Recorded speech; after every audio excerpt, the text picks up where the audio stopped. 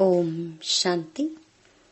4 फरवरी 2025 बाबा के महावाक्य। मीठे बच्चे, बाप तुम्हें अविनाशी ज्ञान रत्नों का दान देते हैं। तुम फिर औरों को दान देते रहो। इसी दान से सद्गति हो जाएगी। प्रश्न: कौन सा नया रास्ता तुम बच्चों के सिवाय कोई भी नहीं जानता है? उत्तर: घर का रास्ता व स्वर्ग जाने का रास्ता अभी बाप द्वारा तुम्हें मिला है। तुम जानते हो, शांति धाम हम आत्माओं का घर है। स्वर्ग अलग है, शांति धाम अलग है। यह नया रास्ता तुम्हारे सिवाय कोई भी नहीं जानता। तुम कहते हो, अब कुंभकर्ण की नींद छोड़ो, आंख खोलो, पावन बनो। पावन बनकर ही घर जा सकेंगे। गीत जाग सजनिया जाग। ओम शांति। भगवानुवाच, यह तो बाप ने समझाया है कि मनुष्य को व देवताओं को भगवान नहीं कहा जाता, क्योंकि इनका साकारी रूप है। बाकी परमपिता परमात्मा का न आकारी न साकारी रूप है, इसीलिए उनको शिव परमात्माए नमः कहा जाता है। ज्ञान का सागर वह एक ही है। कोई मनुष्य में ज्ञान हो नहीं सकता। किसका ज्ञान? रचता और रचना के आदि मध्य अंत का ज्ञान अथवा आत्मा और परमात्मा का यह ज्ञान कोई में नहीं है। तो बाप आकर जगाते हैं, हे सजनियां, हे भक्तियां, जागो। सभी मेल अथवा फीमेल भक्तियां हैं, भगवान को याद करते हैं। सभी ब्राइड्स याद करती हैं एक ब्राइड ग्रूम को। सभी आशिक आत्माएं परमपिता परमात्मा माशूक को याद करती हैं। सभी सीताएं हैं, राम एक परम पिता परमात्मा है। राम अक्षर क्यों कहती हैं?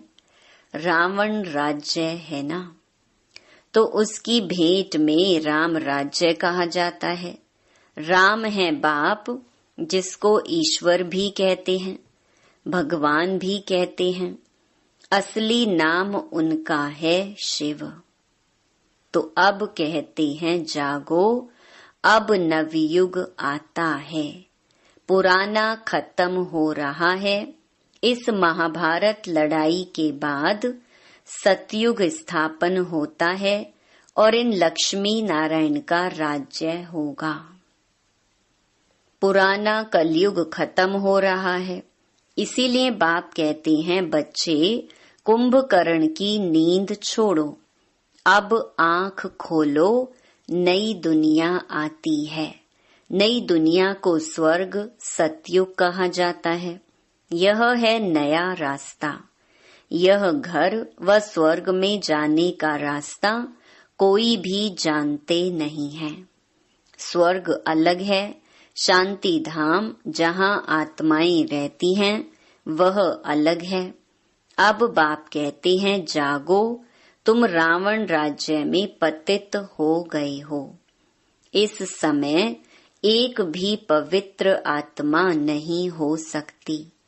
पुण्य आत्मा नहीं कहेंगे।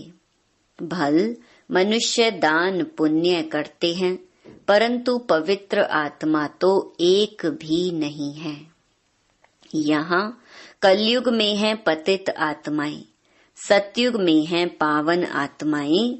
इसीलिए कहते हैं, हे शिव बाबा, आकर हमको पावन आत्मा बनाओ।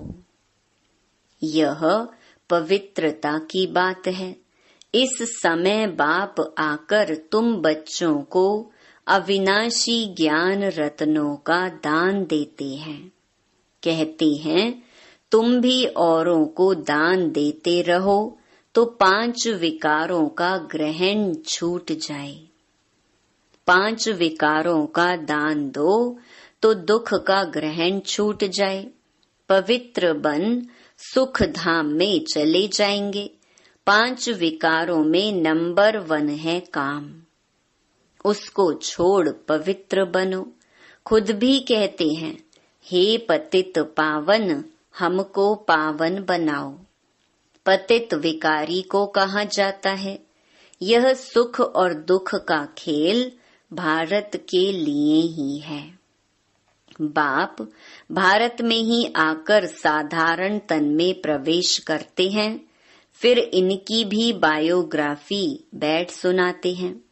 यह हैं सब ब्राह्मण ब्राह्मणियां प्रजापिता ब्रह्मा की औलाद। तुम सबको पवित्र बनने की युक्ति बताते हो। ब्रह्मा कुमार और कुमारियां तुम विकार में जा नहीं सकते हो। तुम ब्राह्मणों का यह एक ही जन्म है। देवता वर्ण में तुम 20 जन्म लेते हो। वैश्य शूद्र वर्ण में 63 जन्म। ब्राह्मण वर्ण का यह एक अंतिम जन्म है जिसमें ही पवित्र बनना है। बाप कहते हैं पवित्र बनो। बाप की याद अथवा योग बल से विकर्म भस्म होंगे। यह एक जन्म पवित्र बनना है। सतयुग में तो कोई पतित होता नहीं। अभी यह अंतिम जन्म पावन बनेंगे तो 21 जन्म पावन रहेंगे। पावन थे अब पतित बने हो। पतित हैं तब तो बुलाते हैं। पतित किसने बनाया है? रावण की आसुरी मत ने। सिवाय मेरे तुम बच्चों को रावण राज्य से दुख से कोई भी लिबरेट कर नहीं सकते। सभी काम चिता पर बैठ भस्म हो पड़े हैं। मुझे आकर ज्ञान चिता पर बिठाना पड़ता है। ज्ञान जल डालना पड़ता है। सबकी सदगति करनी पड़ी। जो अच्छी रीति पढ़ाई पढ़ते हैं उनकी ही सदगति होती है। बाकी सब चले जाते हैं शांति धाम में। सतयुग में सिर्फ देवी देवताएं हैं, उनको ही सदगति मिली हुई है। बाकी सबको गति अथवा मुक्ति मिलती है। 5000 वर्ष पहले इन देवी देवताओं का राज्य था। लाखों वर्ष की बात है नहीं। अब बाप कहते हैं मीठे मीठे बच्चों मुझ बाप को याद करो। मन मनाभव अक्षर तो प्रसिद्ध है। भगवानुवाच कोई भी देहधारी को भगवान नहीं कहा जाता। आत्माएं तो एक शरीर छोड़ दूसरा लेती हैं। कभी स्त्री कभी पुरुष बनती हैं। भगवान कभी भी जन्म मरण के खेल में नहीं आता। यह ड्रामा अनुसार नोंद है। एक जन्म न मिले दूसरे से, फिर तुम्हारा यह जन्म रिपीट होगा तो यही एक्ट यही फीचर्स फिर लेंगे। यह ड्रामा अनादि बना बनाया है, यह बदल नहीं सकता। श्री कृष्ण का जो शरीर सतयुग में था वह फिर वहां मिलेगा। वह आत्मा तो अभी यहाँ है। तुम अभी जानते हो हम सो बनेंगे। यह लक्ष्मी नारायण के फीचर्स एक्यूरेट नहीं हैं, बनेंगे फिर भी वही। यह बातें नया कोई समझ ना सके। अच्छी रीति जब किसको समझाओ तब 84 का चक्कर जानेंगे और समझेंगे बरोबर हर एक जन्म में नाम, रूप, फीचर्स आदि अलग अलग होते हैं। अभी इनके अंतिम 84वें जन्म के फीचर्स यह हैं, इसीलिए नारायण के फीचर्स करीब करीब ऐसे दिखाए हैं, नहीं तो मनुष्य समझ ना सके। तुम बच्चे जानते हो मम्मा बाबा ही यह लक्ष्मी नारायण बनते हैं। यहाँ तो 5 तत्व पवित्र है नहीं, यह शरीर सब पतित हैं। सतयुग में शरीर भी पवित्र होते हैं। श्री कृष्ण को मोस्ट ब्यूटीफुल कहते हैं, नेचुरल ब्यूटी होती है। यहाँ विलायत में भल गोरे मनुष्य हैं, परंतु उनको देवता थोड़े ही कहेंगे, दैवी गुण तो नहीं है ना। तो बाप कितना अच्छी रीति बैठ समझाते हैं। यह है ऊंच ते ऊंच पढ़ाई, जिससे तुम्हारी कितनी ऊंच कमाई होती है। अनगिनत हीरे जवाहर धन होता है। वहां तो हीरे जवाहरों के महल थे, अभी वह सब गुम हो गया है।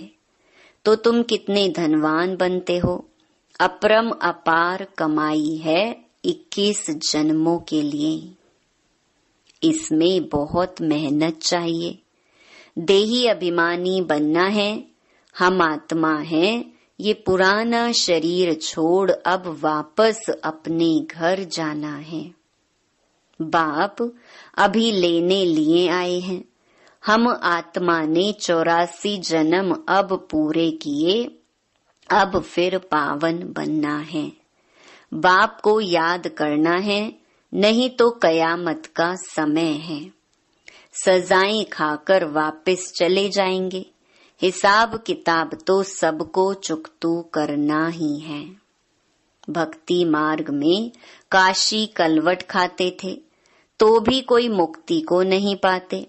वह है भक्ति मार्ग, यह है ज्ञान मार्ग। इसमें जीवघात करने की दरकार नहीं रहती। वह है जीवघात, फिर भी भावना रहती है कि मुक्ति को पावें। इसीलिए पापों का हिसाब किताब चुकतू हो, फिर चालू होता है। अभी तो काशी कलवट का कोई मुश्किल साहस रखते हैं, बाकी मुक्ति व जीवन मुक्ति नहीं मिल सकती। बाप बिगर जीवन मुक्ति कोई दे ही नहीं सकते। आत्माएं आती रहती हैं, फिर वापस कैसे जाएंगे। बाप ही आकर सर्व की सद्गति कर वापस ले जाएंगे। सतयुग में बहुत थोड़े मनुष्य रहते हैं। आत्मा तो कभी विनाश नहीं होती है। आत्मा अविनाशी है, शरीर विनाशी है। सतयुग में आयु बड़ी होती है, दुख की बात नहीं। एक शरीर छोड़ दूसरा ले लेते हैं।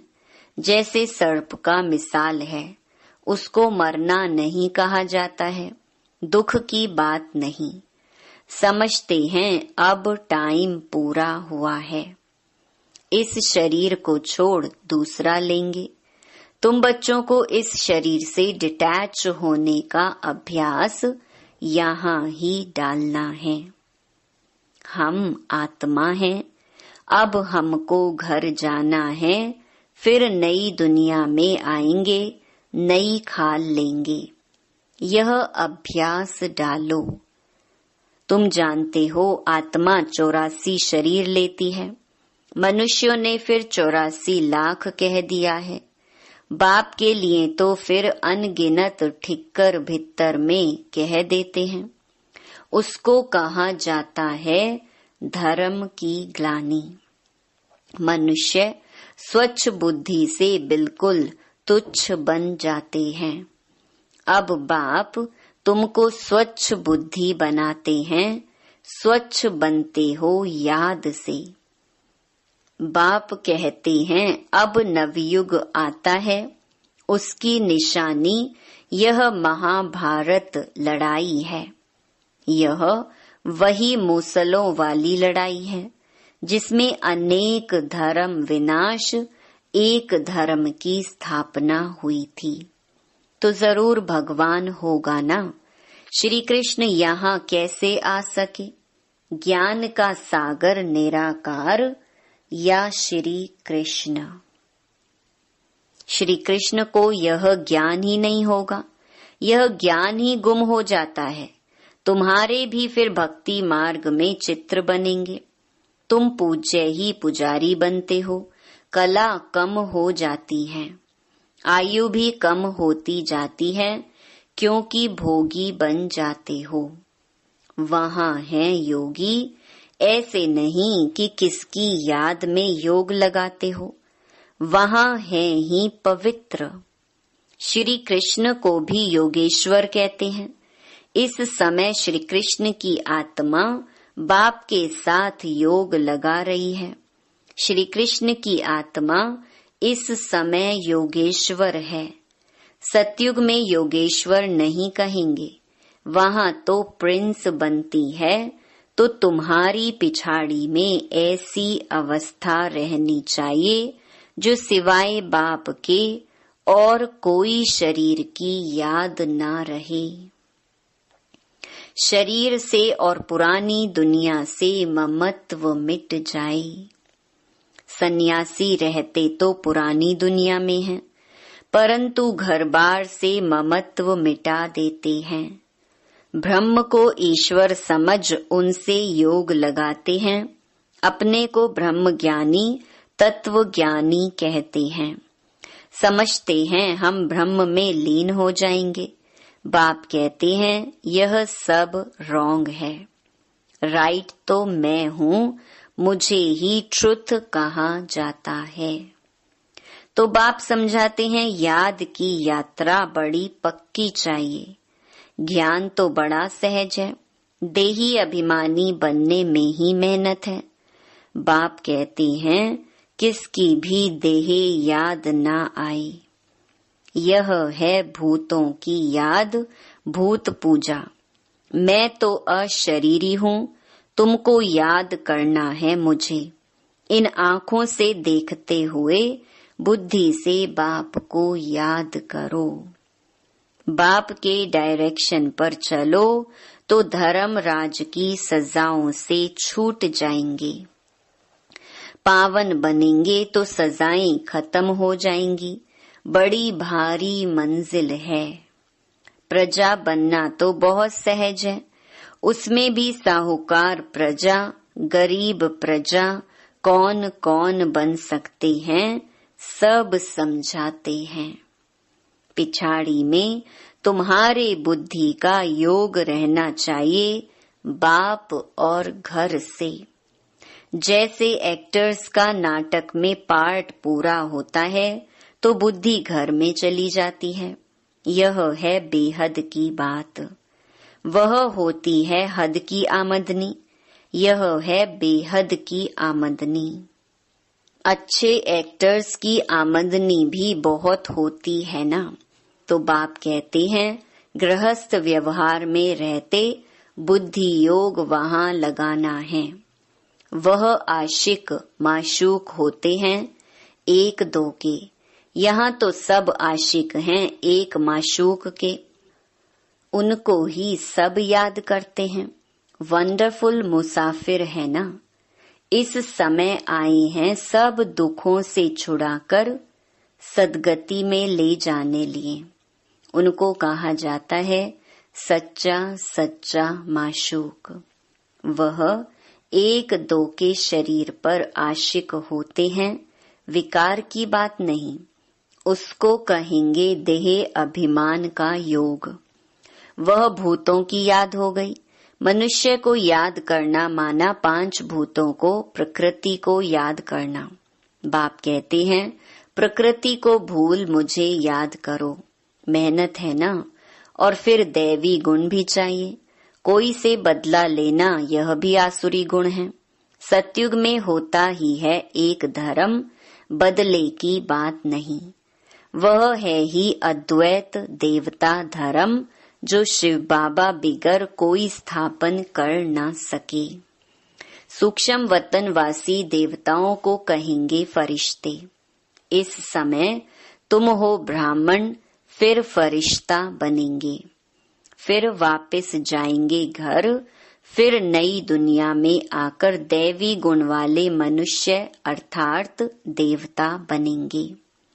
अभी शूद्र से ब्राह्मण बनते हो, प्रजापिता ब्रह्मा का बच्चा ना बने तो वर्षा कैसे लेंगे। यह प्रजापिता ब्रह्मा और मम्मा, वह फिर लक्ष्मी नारायण बनते हैं। अब देखो, तुमको जैनी लोग कहते हैं हमारा जैन धर्म सबसे पुराना है। अब वास्तव में महावीर तो आदि देव ब्रह्मा को ही कहते हैं। है ब्रह्मा ही, परंतु कोई जैन मुनि आया तो उसने महावीर नाम रख दिया। अभी तुम सब महावीर हो ना, माया पर जीत पा रहे हो, तुम सब बहादुर बनते हो। सच्चे सच्चे महावीर महावीरनियां तुम हो। तुम्हारा नाम है शिव शक्ति, शेर पर सवारी है और महारथियों की हाथी पर।